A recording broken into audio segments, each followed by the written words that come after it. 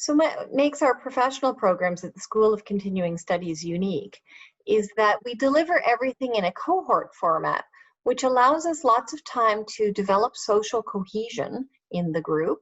So students get a really good chance to get to know each other and the instructors, but we also get to practice some of the soft skills while we're learning the functional skills. It's that practice of the professional competencies along with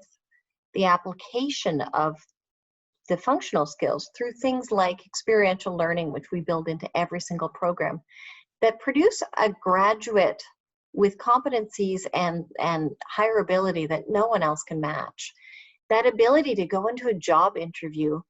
even for a role you have never done before, and say, when in my program we applied this for this employer and this is the thing we got out of it, is really powerful in the job process.